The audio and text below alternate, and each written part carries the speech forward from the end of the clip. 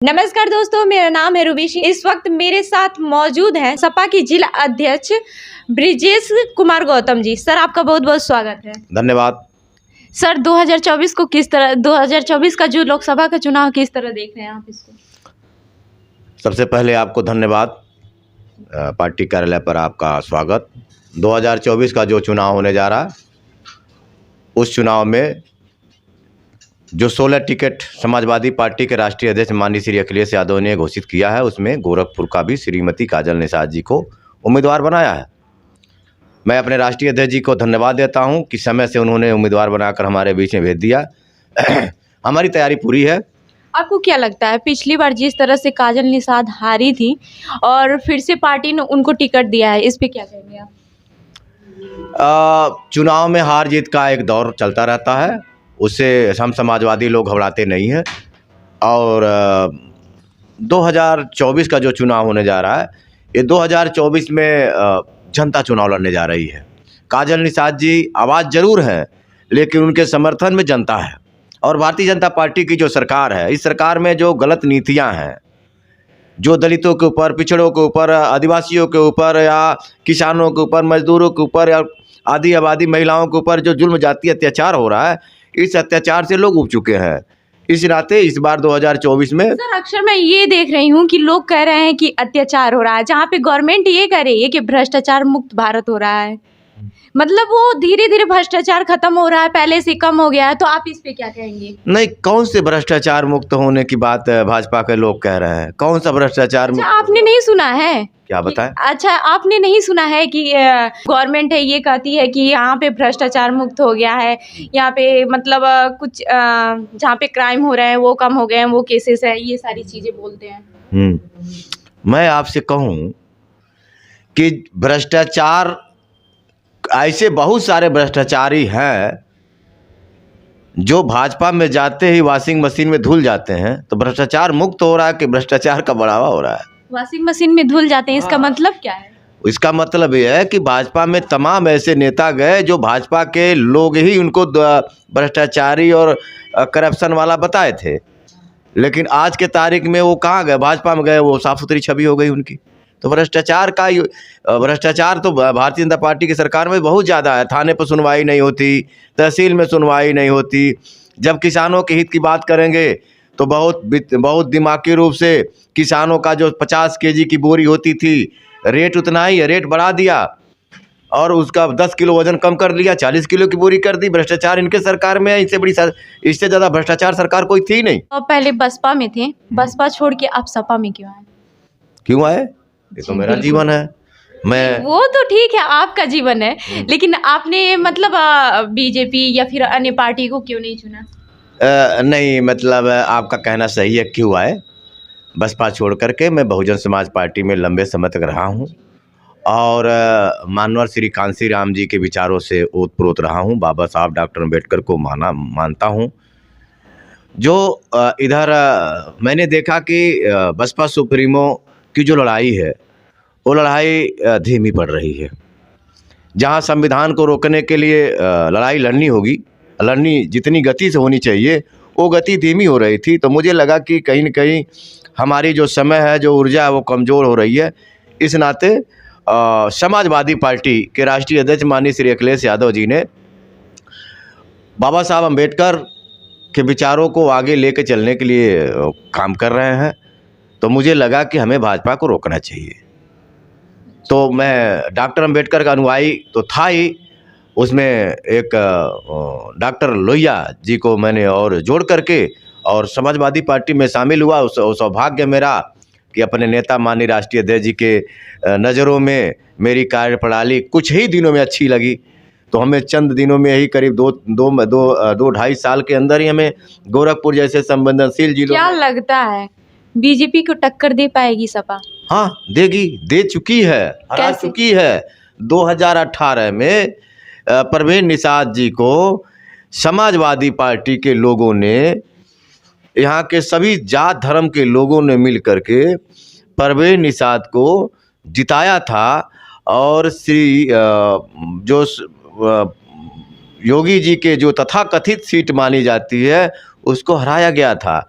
वही इतिहास और मजबूती के साथ हम दोहराने जा रहे हैं। सर वो तो ठीक है, वो हराया था और मतलब वो मजबूती के साथ दोहराने जा रहे हैं। जिस तरह से अभी देखा होगा आपने अयोध्या में राम राज्य, जो राम जी आएंगे, इस पे भी मतलब बीजेपी ने किया है। और आपने देखा होगा राहुल गांधी जो हैं वो भी अपना भारत जोड़ो यात्रा, मतलब तमाम यात्राएं निकाल रहे हैं। और सपा क्या कर रही है? सपा इन दोनों से भाजपा कर रही है, राम आए हैं और राहुल जी न्याय यात्रा चला रहे हैं। मैं दोनों लोग अपना काम कर रहे हैं, उनसे बढ़िया, दोनों से सपा बढ़िया। क्या कर रही है? अरे उसी पे आ रहा हूँ मैं, उनसे तगड़ा मैं काम कर रहा हूँ। समाजवादी पार्टी के राष्ट्रीय अध्यक्ष माननीय श्री अखिलेश यादव जी के निर्देश पर हम पीडीए जन पंचायत पखवाड़ा कार्यक्रम चला रहे हैं और बहुत तेज़ी से गांव-गांव, बूथ सेक्टर स्तर पर पहुंच करके हम लोगों ने पीडीए जन पंचायत पखवाड़ा चलाया है और चल भी रहा है। और हर सभी कार्यक्रमों में कहीं 500, कहीं 1000, कहीं अलग 90% जो पीडीए के लोग हैं, आधी आबादी के लोग हैं, उसमें सहभागिता निभा रहे हैं। और उसमें ये तय पीडीए की जनपंचायत में ये तय हो रहा है कि 2024 के चुनाव में भारतीय जनता पार्टी को हराना है, संविधान लोकतंत्र को बचाना है। अभी बीजेपी बजट सत्र चल रहा है, ठीक है, संसद सत्र चल रहा है, उसमें बजट पेश किया है। उसमें बीजेपी ये मोदी जी ये कह रहे हैं कि अब की बार 370 पार, तो इस पे क्या कहेंगे आप? सोखा हुई है मोदी जी, तो सोखैती वाली बात हो गई। बड़े इस तरह से बात बोलने का मतलब तो ऐसे तो कहेंगे नहीं है, वो प्रधानमंत्री हैं और ऐसे तो फेंकेंगे नहीं कि नहीं सोखा या फिर कुछ भी, ऐसे तो वो कहेंगे नहीं कि नहीं हाँ मैंने 370 पार या फिर 400 पार जो भी बोले होंगे, तो ऐसे तो वो बोले नहीं हवा में कि देखिए बताया ये भी, और देश चला रहे हैं तो वो सोखा हाँ ठीक है, इस नाते की सोखैती वाली बातें क्यों करेंगे भाई? ये लोकतंत्र है और लोकतंत्र में जनता अपना मत देकर चुनती है। हाँ ये कह सकते हैं कि हम इस बार चुनाव लीड करेंगे, जीतेंगे, लेकिन आप रेखा खींच रहे हैं। का कोई भविष्यवक्ता है क्या? भविष्यवाणी नहीं जानते हैं भाई? अगर यही करना है तो फिर रोज दौड़ते क्यों हैं? नहीं दौड़ना चाहिए, आप घर बैठे रहिए। लेकिन ये सवाल नहीं है वो 300 कहें 400 कहें, हम इतना जानते हैं कि उत्तर प्रदेश में और गोरखपुर में हमारी 2 लोकसभा और एक और आंशिक आ जाती है संत कबीर नगर, लग 3 लोकसभा हमारे क्षेत्र में, कार्य क्षेत्र में आती है।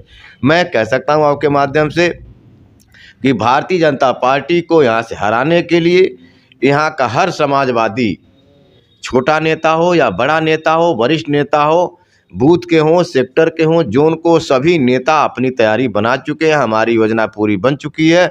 हम भारतीय जनता पार्टी को हराएंगे और राष्ट्रीय अध्यक्ष माननीय श्री अखिलेश यादव जी को आज तोहफा देंगे। अच्छा, आप सीएम सिटी में हैं, क्या यहाँ पे विकास हो रहा है? विकास तो होना ही चाहिए। अगर सीएम सिटी में विकास ना हो तो फिर कोई मतलब नहीं है, लेकिन जिस गति से विकास होना चाहिए वो तो नहीं है। 5 साल गुजर गया पीछे, कहीं कोई इसी विकास दिखा नहीं। अभी इधर भी आपको 2 साल गुजर रहे हैं, 2.5 साल होने जा रहा है, इधर भी कुछ नहीं है। आप बता दें सीएम सिटी में, आपने बहुत बढ़िया सवाल कर दिया, इस तरह सवाल कोई करता नहीं है।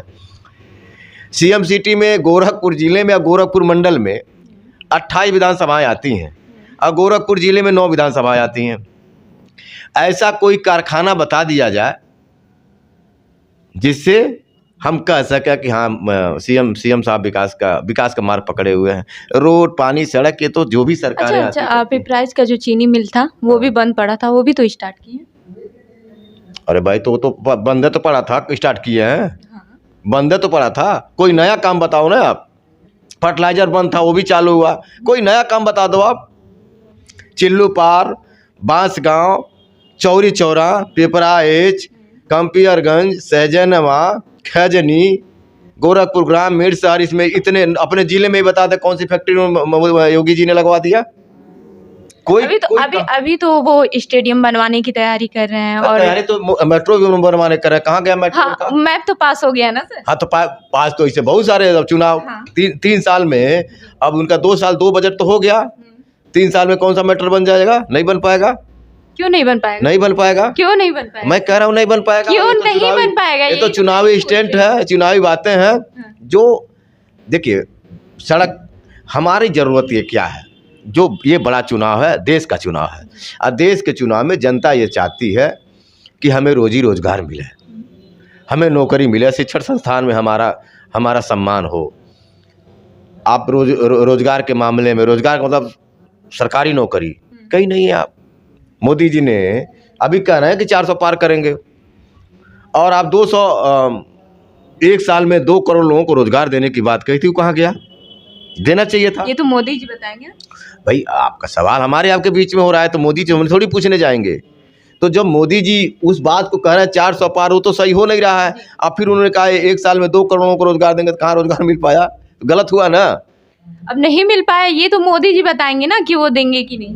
नहीं तो आखिर हमारे तमाम भर्तियां तो निकल रही हैं। कौन सी भर्ती हमको बताइए, कौन रोजगार दे रहा है हमको? यूपीपी की भर्ती आई है, एसएससी की भर्ती आई है, और भी टीचर्स की भर्ती आई है। 69 बहन जी, 69,000 की भर्ती आई, आज भी पेंडिंग में पड़ा हुआ है। कोई सरकार जी उतने ही है, उतना नहीं बहन है जी, जितना वो बोले थे। आप बताओ ना, कितना दिन हो गया? 5 साल सरकार गुजर गई, 7 साल सरकार हो गई, मुख्यमंत्री भी नहीं बदले, मुख्यमंत्री भी वही हैं, प्रधानमंत्री भी वही हैं। जो कहें वही करके दिखा दो, देश तरक्की कर जाएगा। आप जो कह के गए वही नहीं किए। आपने कहा महंगाई कम करेंगे, महंगाई 5 गुना बढ़ गई। डीजल पेट्रोल सस्ता होगा, कहाँ सस्ता हुआ? अच्छा, अखिलेश सरकार जो वादा की थी वो पूरा की? हाँ, खूब पूरा की। कौन सी वादे पूरा की? आपको योजना बता दीजिए। उन्होंने ये योगी सरकार जी ने, जो योगी सरकार है, इसमें क्या किया? जो समाजवादी पार्टी के द्वारा कार्य किए गए थे उसका नाम बदल दे रही है। डायल 100 था, डायल 100, तो उसमें इन्होंने क्या किया? 112 कर दिया। उसमें कौन सा वो तो उनका काम है नहीं। ये गोरखपुर से आप देवरिया जो सड़क है, ये माननीय राष्ट्रीय अध्यक्ष श्री अखिलेश यादव की जिले से जोड़ने की योजना माननीय राष्ट्रीय अध्यक्ष जी की है। जिले से तहसील की जोड़ने की योजना माननीय राष्ट्रीय अध्यक्ष जी की है। जो कि नौजवानों को जो इंटर पास थे लड़के, उनको लैपटॉप देने का काम राष्ट्रीय अध्यक्ष जी कर रहे थे। बहुत सारी ऐसी योजनाएं हैं जिसको माननीय राष्ट्रीय अध्यक्ष जी ने बहुत अच्छे ढंग से किया था। लेकिन अलग विषय है कि भारतीय जनता पार्टी, भाई ठीक है, आदमी टेस्ट बदलता रहता है, कई बार इनको जिताओ उनको जिताओ, लेकिन इस बार हम लोग योजना बना के चल रहे हैं। इस बार हम लोग भारतीय जनता पार्टी को हराएंगे और समाजवादी पार्टी को जिताएंगे। तो ये आपने देखा कि मैं यहाँ पे सपा के कार्यालय पे मौजूद थी। ब्रिजेश कुमार गौतम जी मेरे साथ थे, जिला अध्यक्ष सपा पार्टी के, और इन्होंने तमाम मुद्दों पे चर्चाएं कि 2024 में किसकी सत्ता आने वाली है, ये भी इन्होंने बताया कि इन्हीं की पार्टी आने वाली है। खैर, अपनी पार्टी की तो सब बड़ाई करते हैं कि हाँ हमारी ही पार्टी आने वाली है। अब देखते हैं कि 2024 में किसकी सत्ता आएगी। आप हमें कमेंट करके ज़रूर बताइएगा। तब तक के लिए जुड़े रहिए हमारे साथ। धन्यवाद।